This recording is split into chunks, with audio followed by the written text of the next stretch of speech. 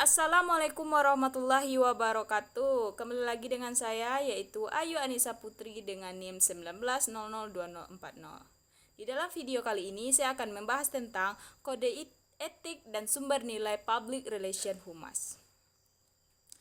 Kali ini yang harus kita pahami adalah bahwa perjalanan atau pekerjaan seorang praktisi PR di suatu lembaga ternyata mereka juga diatur loh. Layaknya ID. ID itu adalah Ikatan Dokter Indonesia. Ada kode etik, ada etika moral yang harus dipatuhi atau sumber nilai di dalamnya. Aktivitas ke-PR-an ketika mereka bekerja diatur, tidak bisa mereka seenaknya untuk menjalankan aktivitas ke-PR-annya dengan suka-suka mereka. Nah, karena ini merupakan profesi internasional, maka aturan etika yang sudah ditetapkan secara internasional.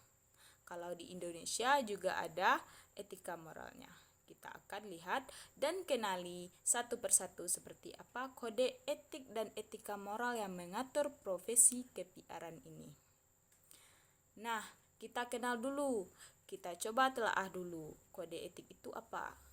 Kode etik pada prinsipnya, kalau kita ambil dari KBBI atau dalam Kamus Besar Bahasa Indonesia atau beberapa pendapat dari beberapa ahli, akhirnya kita bisa menyimpulkan bahwa seperti ini, kode etik itu adalah tuntunan profesional yang sangat erat dengan satu kode etik setiap profesi.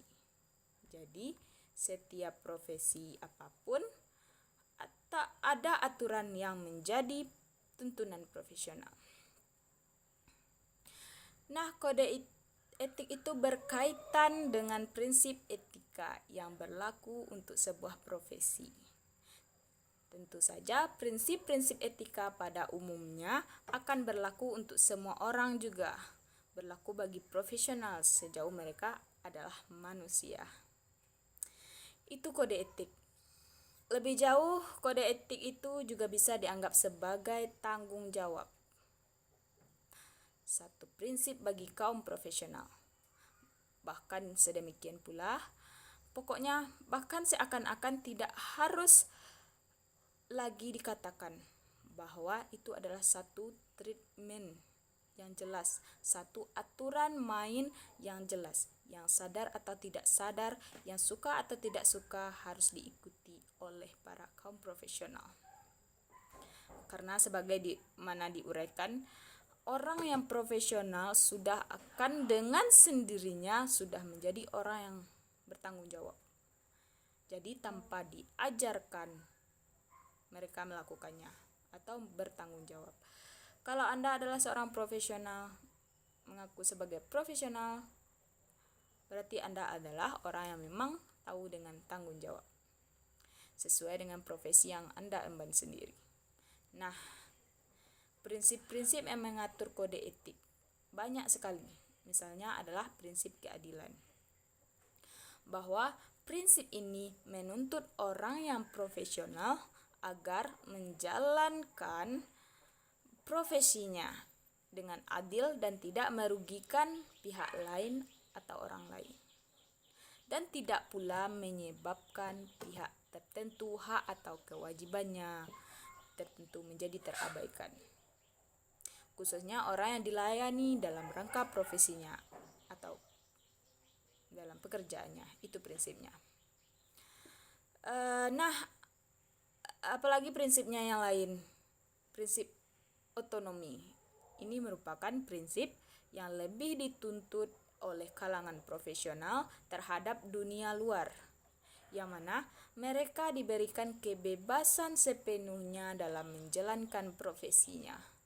Prinsip berikutnya adalah prinsip integritas atau integral moral. Ini lebih dalam lagi. Ini berdasarkan hakikat ciri-ciri profesi. Terlihat jelas bahwa orang yang profesional adalah orang yang punya integritas pribadi atau moral yang memang harus diakui. Karena itu, perlu komitmen pribadi untuk menjaga keseluruhan profesinya, nama baiknya, dan juga kepentingan orang lain dan juga masyarakat banyak. Teman-teman semua, sekarang ada kaitan antara etika dengan citra. Karena bagaimanapun dalam public relation, tujuan utamanya adalah menciptakan, membangun, mempertahankan, memperbaiki citra lembaga atau perusahaan tempat kita bekerja. Penting bagi praktisi humas atau praktisi ke-PR-an memahami etika ini. Atau kebanyakan orang menyebut penjabat humas penjabat PR karena masyarakat menyangkut profil, menyangkut penampilan dalam rangka menciptakan citra organisasi atau perusahaan. Dan itu diemban ada di tangan mereka, yaitu praktisi PR.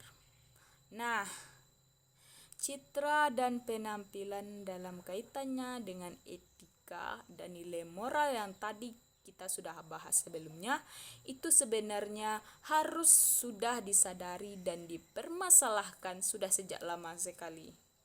Sebenarnya permasalahan ini sudah dipersoalkan sejak lama, sejak humas atau PR ini dikonseptualisasikan. Terlebih setelah didirikannya International Public Relations Association. Nah, artinya apa?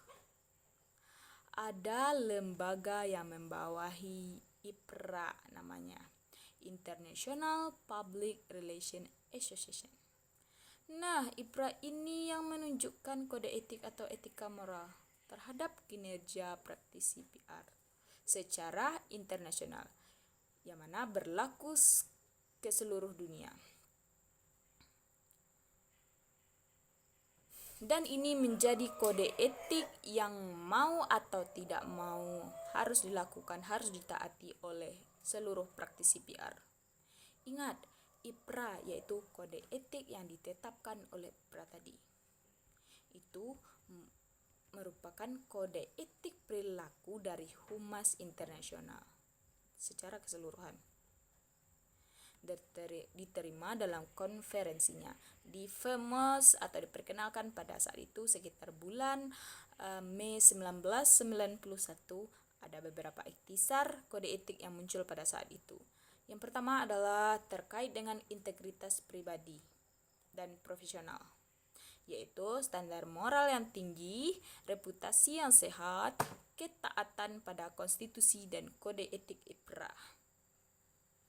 Yang kedua adalah perilaku kepada klien, yaitu perlakuan yang adil, tidak mewakili kepentingan yang berselisih atau bersaing tanpa persetujuan.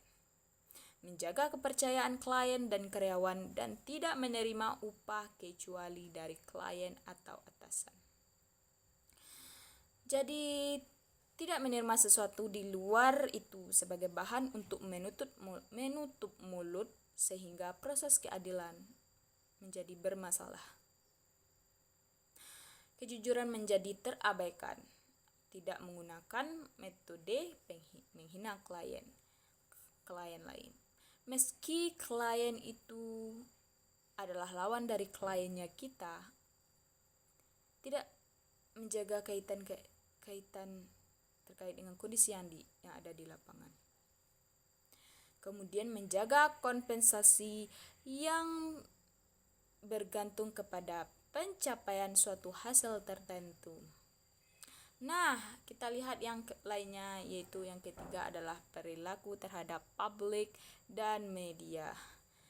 Ternyata ini juga diatur bagaimana perilaku dari praktisi PR dan kehumasan itu dalam menghadapi publik dan media ikhtisar dari IPRA tadi.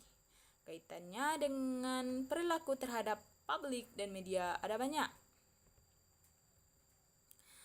Misalnya adalah bagaimana seorang praktisi PR harus memperhatikan kepentingan umum dan harga diri seseorang atau orang lain. Dan memang kepentingan orang lain, martabat orang lain tidak bisa diabaikan. Dan ini menjadi tanggung jawab praktisi PR. Yang kedua adalah tidak merusak integritas media komunikasi. Jadi, karena ada kerjasama yang baik, maka integritas dan kepercayaan publik terhadap lembaga media harus dijaga. Caranya adalah dengan memberikan berita-berita terbaik. Berita-berita yang memang bisa diuji kebenarannya, bukan berita-berita janji yang sebenarnya palsu. Sehingga apa? Ketika berita-berita itu naik dan mendapatkan fakta yang berlawanan dengan itu, maka tidak hanya lembaga yang mendapatkan citra yang buruk, tetapi lembaga media tempat kita jadikan sebagai corong publicity dari berita perusahaan kita atau lembaga kita, itu juga dianggap rusak integritasnya atau rusak kepercayaan orang terhadap lembaga berita tersebut. Jadi media komunikasi menjadi integritasnya bermasalah, kemudian memberikan gambaran atau tidak menyebarluaskan informasi yang palsu yang saya bilang tadi, atau bisa menyesatkan masyarakat. Selanjutnya, memberikan gambaran yang dapat dipercaya mengenai organisasi yang diyakini, ya, ralat yang dilayani. Kemudian ada kode etik yang terkait dengan tidak menciptakan atau menggunakan pengorganisasian palsu yang tidak benar untuk melayani kepentingan khusus, kepentingan pribadi yang sebenarnya sulit untuk dipertanggungjawabkan. Yang keempat adalah perilaku terhadap teman sejawat. Itu juga diatur di dalam Ikhtisar IPRA. Tidak melukai sengaja reputasi profesional atau praktik anggota lain yang sejawat dengan kita atau sama-sama praktisi PR atau sama-sama bekerja dengan kita. Tidak berupaya mengganti anggota lain dengan karyawan atau kliennya atau bekerja sama dengan anggota lain dalam menjunjung tinggi dan melaksanakan kode etik ini. Ini 4 ikhtisar yang ada di dalam IPRA. Nah, ikhtisar ini kemudian dipahami oleh seluruh praktisi PR di lembaga atau di perusahaan manapun, sehingga menjadi suatu kondisi yang harus ditaati. Walaupun tidak tertulis sebenarnya, tetapi dalam prakteknya ini mereka memang sudah sangat yakin bahwa bagian ini memang harus ditaati dan dilaksanakan. Jadi tidak perlu disuruh-suruh. Mereka sudah sadar sendiri. Mereka bertanggung jawab.